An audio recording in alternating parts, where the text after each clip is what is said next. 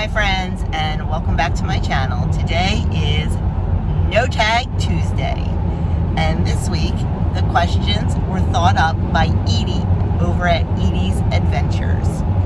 So we are in the car on our way on a little road trip and figured this would be a great time to get this tag filmed.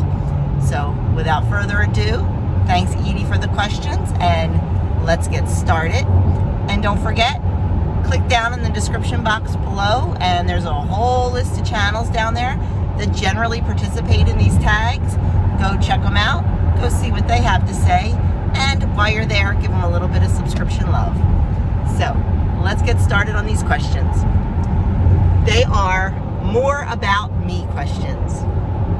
Number one, what is something you can spend hours doing? Besides sleeping? It's not what I was thinking, but go ahead. Oh, well, yeah. In bed. Oh. Okay, cut. I can spend hours cooking. I love to cook and bake, and I could spend hours and hours just cooking. As a matter of fact, pretty much do every day. Yeah. How about you, hon? What can you spend hours doing? Sleeping. Still sleeping. And tinkering. Like, I don't like just working out in the garden or out in the yard, in my basement. I like to tinker. He does. He's a tinkerer. Number two, what is something you wish you could do more often? Read for pleasure. Yes, that would be 100% my answer too, is read for pleasure. Number three, what room in your house most represents who you are as a person? Kitchen. Because I mean, that's my happy place. I love to cook and I just love it. And I think my bedroom too, because I love my bedroom. It's so pretty and just so calming and so serene, and I love spending time in there. I don't know. I just think it's so pretty. But definitely the kitchen is number one for me. Basement? I don't know. That's where my workshop is. Yeah, or the shed. Or the shed. Shed's not in the house, but it's close enough. Yeah, that's true. Yeah, I think definitely the basement for you because of your whole tinkering thing. Yeah. Number four, what phrase or word do you overuse when you talk? True story. I use that way too much. I definitely use true story way too much. I say sorry too much, I think. Yeah, he does. He says I'm sorry a lot. I'm sorry. You're sorry for saying you're sorry? I'm sorry. Number... I usually mean it, but I always mean it. Sorry, it's early. Number five, what was your worst haircut? Pics if you have one. Oh yeah. You know what? We're not even going to talk about it. We're just going to insert a couple of pictures right here.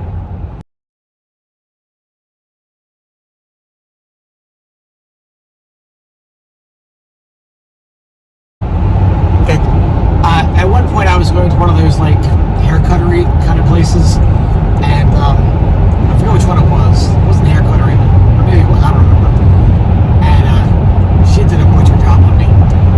After that, I've gone to the same hairdressers for the past 35 years. So Not quite that long, but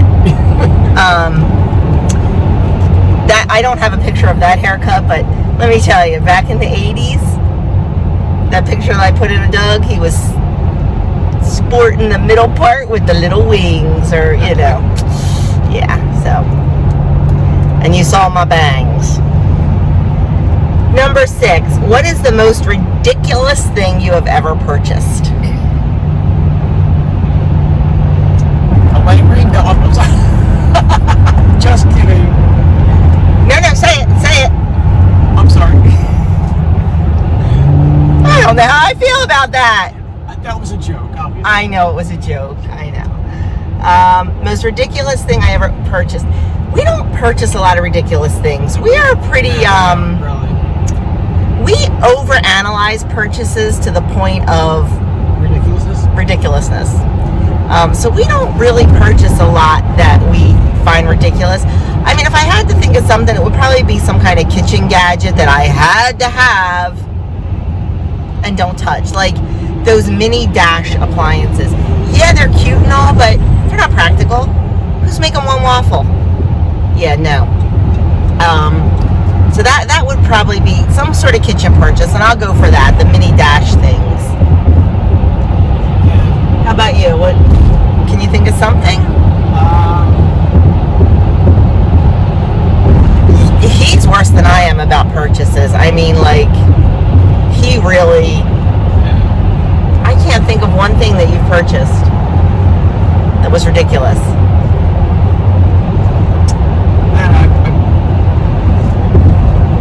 I didn't purchase it. I think somebody gave it to me as a gift because they asked for it, but I have an electric meter that I've never used.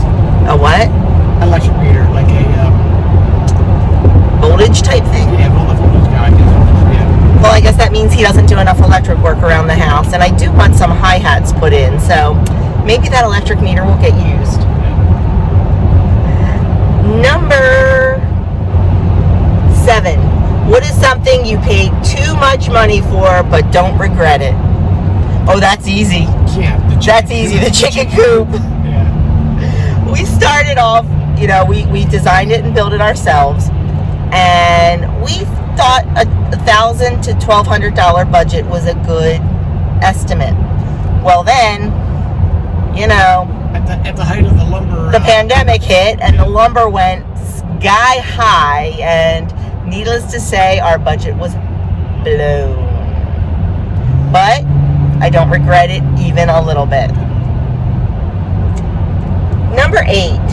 Who in your life knows the most secrets about you? Her. Him. Definitely him. And I would say if I couldn't say my spouse, it would definitely be my BFF, Krista, because she knows it all. You? Yeah? Yeah. Number 9. I'm sorry, my questions are over here. That's why I keep looking over there. When does your family cause you stress? My family doesn't cause me stress. I am a worrywart by nature, and I know that is not good. I know that is not right, and I work every day to not worry. But I guess, like I said, it's not stress, but, you know, I worry when all my ducks aren't in my pond.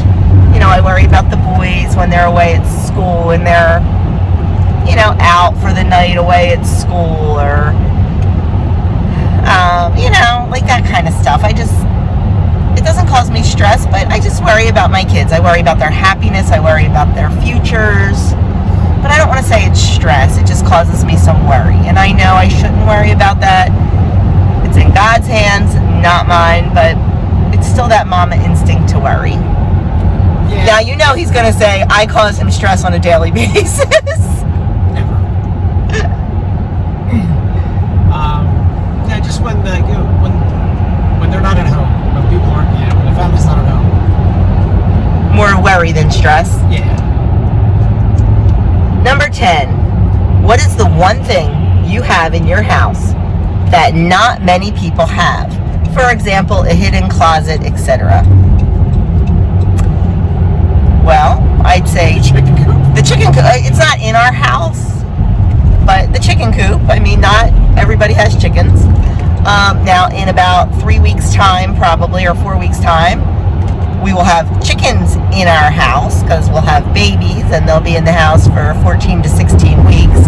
So not a lot of people have chickens in their house. We solar panels on our house. Yeah, but that's becoming more mainstream, I think. We've had solar panels for, 10 years. 10 years at least. But if I had to think like of an object, I mean, this says like hidden closet. We don't have any hidden spaces in our house. But like an object, I would say a grain mill. Not a lot of people mill their own flour like I do. Not all the time, but, you know. So I have a grain mill, so I can mill my own flour, mill my own cornmeal, and things like that. How about you? Do you have like an object? could say your collection of church books. Oh, there. You know, all his textbooks for school and everything. Yeah, I don't know if you really have something. I'm pretty common. Yeah. I'm trying to think. Yeah. Probably nothing, but your MacGyver case. Doug, I call Doug MacGyver because if there is let's say we put together an IKEA piece of furniture. Well, you know they always give you extra pieces. We do not throw anything away when it comes to extra bits and parts and pieces. Like, if Doug takes something apart, he'll save the screws and the washers and anything that looks interesting. And can I just tell you, I used to make fun of him for it in a loving way. But now, like, he has fixed so many things in the house with his little MacGyver case. Like, I got a part for that. yes. Like, okay, we have a very, very, very, very old-fashioned pencil sharpener. It was my parents', okay? Now, you gotta understand, my parents were born in 1927 and 1930. This pencil, they got married in 1950. The pencil sharpener they probably bought in 1950 when they got married. We have it now. The handle broke because it was a plastic handle. It's an all-metal pencil sharpener. This thing will last forever. It does a really nice job of sharpening. It does. But the handle was plastic and that broke. I'm like, oh my gosh. So Doug MacGyvered it. He put a screw and a bolt and he had this random piece of rubber tube thing. He fixed it. You know, like, I don't know. I think anybody else would just kind of say, like, okay, it's broken, we'll get a new one. Well, he fixed it. So, I think maybe your little MacGyver box. Yeah. That's what I call it, where he keeps all his parts and pieces. So that is, oh, my questions went away. Oh boy. Please hold. Okay. So that is it. That is all, I think, 10 questions. It's not opening. Yes, that is it. That is all 10 questions. So, Edie, thank you very much. These were a lot of fun. And don't forget to check down in the description box below for all the other channels. And also, the questions are down there, and we would love to hear your answers. So, leave your answers down below. Sorry this got a little R-rated in the beginning. But if you know me, that's me.